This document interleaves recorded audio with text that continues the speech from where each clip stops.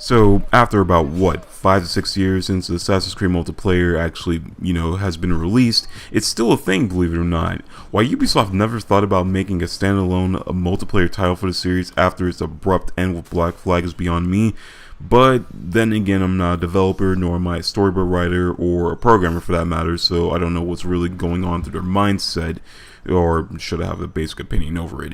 But what I do know is that the game is still woke, believe it or not, with a few hundred individuals still playing it from time to time, and I figured after some time in my end, I'd join the fray once more and explain the overall theme for the game, as well as, give an actual opinion as to whether or not you should give it a go based on, from my perspective. So there's that. An actual opinion over the internet? Man, aren't you a fool? Now you shut your squeaking ass up, alright? What, bitch? I'm talking to you! I will smack you with my dick! So, just in case you're uninformed, unlike any other game that revolves around, just shooting your opponents and getting a set amount of kills in order to win, Assassin's Creed multiplayer plays a bit differently. It's basically a cat and mouse scenario as to where you have to find and kill your target while being on alert as you're also being pursued by someone else. The game rewards you based on the performance of your kills rather than how many you can acquire throughout the entire match. What in God's name are you talking about? Oh god, okay, to make it simple, it's the quality of the kills that outweigh the quantity of the kills. Now let me go ahead and repeat that for those who are in the back.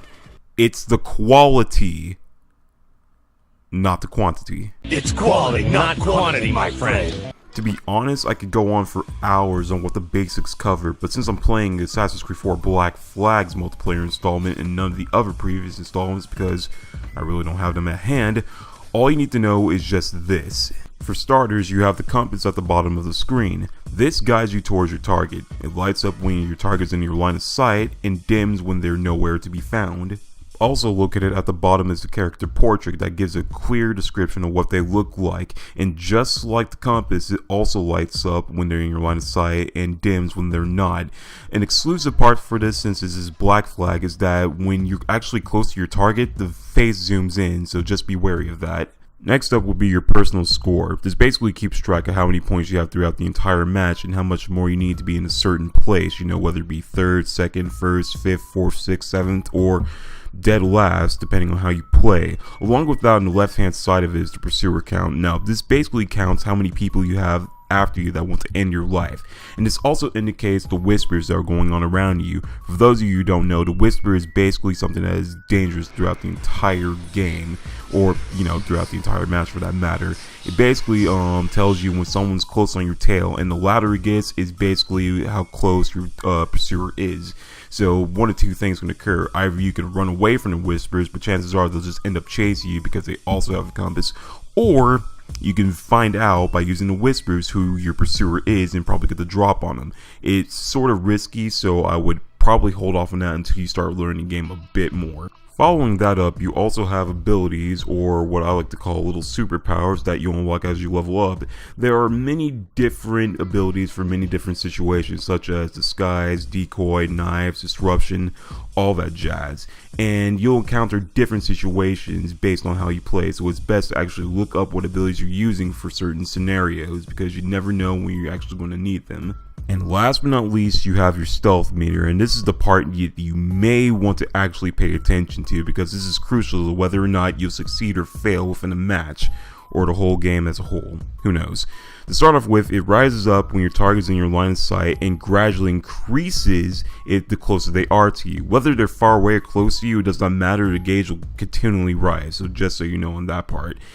If you happen to break stealth and start acting like a chick with its goddamn head cut off, it'll decrease rather fast. And here's the bad part: if the gauge completely empties, not only do you screw yourself in the process, but you also start a chase sequence, but that'll be explained later on in the rest of the video.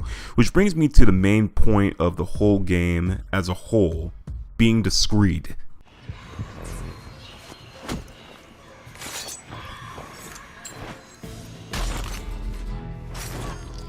To keep it short and sweet, the game rewards those who use the element of stealth to their advantage, as well as the different skills they apply and utilize. If you happen to blow your cover by doing certain actions that will be deemed non-discreet, not only will you miss opportunities to get ahead of the game, but you'll also be punished in more ways than one. And trust me, from a personal experience after playing this game, it can be kinda rough. If we're being completely real with each other, the only time stealth doesn't technically apply will be in fast-paced game modes such as Artifact Assault or Assassinate. But regardless, it's best to remain covert at all times because you never know what could happen in the battlefield. I'm fast as fuck, boy. Nope. And with that out of the way, we can go ahead and get to the mathematically challenging part, which is knowing how to score, or for most people in some cases, knowing not how to score. We're never gonna score! We're never gonna score! So going back to the stealth meter, you have a different set of category of kills that scores quite differently from each other. I'm going to have to use a fucking calculator for this, don't I? Out of the 5 kills, the first one is the chase kills. Remember when I told you about that chase sequence crap? Yeah, this is basically it. You have no choice but to go ahead and find your target, or else you end up losing them, or else you end up getting stunned, whichever the case may be.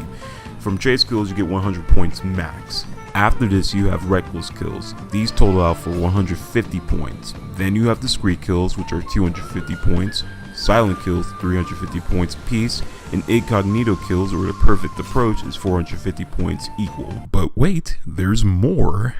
You goddamn bitch! Besides that, there are also variety bonuses plus multipliers from certain kills that you can perform. In the previous multiplayer installments, you can acquire up to 5 variety bonuses up to 3 different times for extra points. For example, 5 bonuses equals 200 points, 10 bonuses equal 400 points, and 15 bonuses equal 600 points in total, whereas in Black Flag you only need 4 variety bonuses for an extra 400 points, and this can be achieved multiple times.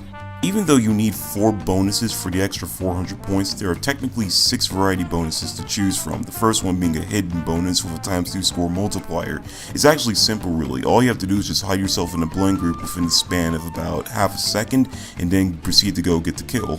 You have the focus bonus, which you can acquire from either killing your target or stunning your opponent, and this is based on the gauge that fills right above their heads. A half circle consists of 50 points, while a full circle consists of 150 points, just in case you want to go for the extra mile. A chain bonus occurs when you happen to get a kill on your target as well as stun your opponent within the time span of about, I guess you could say, 1.5 towards 2 seconds. You can either get 2 kills or 2 stuns, or whichever you may prefer. This grants you an extra 50 points. Then there's the classic acrobatic variety bonus with a 1.5 score multiplier. The simplest thing to do is just get into an acrobatic position and then boom, your target's dead. Now you have the grab kill variety bonus, which is very similar to the acrobatic bonus, except this grants you a ×3 score multiplier. All you have to do is just be hanging off a ledge and make sure that your target's near you so you can actually get the kill. Gives you a lot of good points when you think about it. And last but not least, you have the bench variety bonus, which also grants a ×3 score multiplier. The simplest thing that you have to do is just sit on the bench and just wait for your target to come to you, or you can rush your target with the multiplier still active.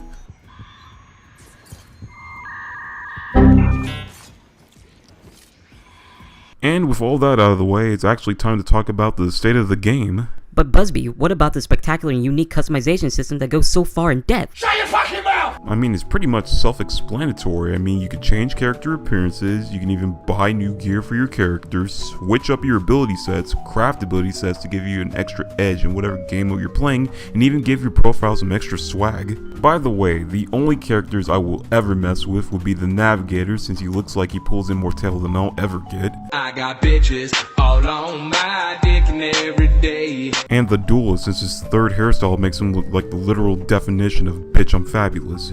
And now, we can finally go over my personal feelings for the game. Now don't get me wrong, while I like AC4 and love the multiplayer installment as a whole, it's sort of a love-hate relationship for it. It's beautiful, but beauty isn't everything it's usually hyped up to be. And when certain changes are made to a game that comes out on a yearly basis, mind you, you can expect quite a lot of things that are bound to trigger certain people. God fucking damn it! You know how in One Piece they made a few changes to the series after the Marineford arc in preparation for the new world, with one of them being Nico Robin's skin tone? Now before you stab me in the neck with a knife, trust me, she's definitely one of the main waifus of the series, but the mere fact that they made her from a tan goddess to a Disney princess still kinda tilts me to this day. To put it in a clear statement, change is inevitable. It's gonna happen whether we like it or not. It can be good or it can be bad, but from what I've learned over the years, and this is from a personal perspective, is that if something is not broken, then there is no need to fix it, unless you are absolutely sure that something needs to change. And at the end of the day, while I like the game in general, there were a few things that even confused me as well as many other players who've been playing the game for a very long time. Not to be nitpicky, but a lot of examples come to mind, especially when it came to gameplay, because it just made it feel unusual at first, and one of them is the chase mechanic. Not only was it fun, but it also kept you alive for the most part, since it actually gave an alert as to who was coming after you, and the bonuses after escaping or stunning your opponent was glorious in more ways than one. As the old saying always goes, there's nothing better than smacking someone in the face for not respecting your personal space, am I right? Now you're getting it. There are also other elements and or factors that made the gameplay a bit weird, and this usually consisted of contested kills that should have been contested kills but was nothing more than pure bullshit. Bullshit kills that are bullshit kills that just happen out of spite. Roofers, of course, but they've always been in the multiplayer, so that's nothing new. Certain abilities and or perks that should burn in hell altogether, determined being one of them. You fucking hypocrite. You say this, but you also use determined in most of your classes as well. Shut up, I'm trying to make a point. And last but not least, certain changes to game modes that shouldn't have existed altogether that made it a bit weird and unplayable at the very same time. For example, Assassinate. And that's basically it. At the end of the day, all I can say is just give the game a try. Yes, people may have experienced certain problems with it in the past, but from a person who's been playing it for a very long time and still plays it to this day whenever, you know, he gets bored, I can tell you that it's fun, and whether you give it a try or not, it's totally up to you. All I have to say is don't knock it before you try it. But other than that, hope you guys have a nice day. Love you all, and peace.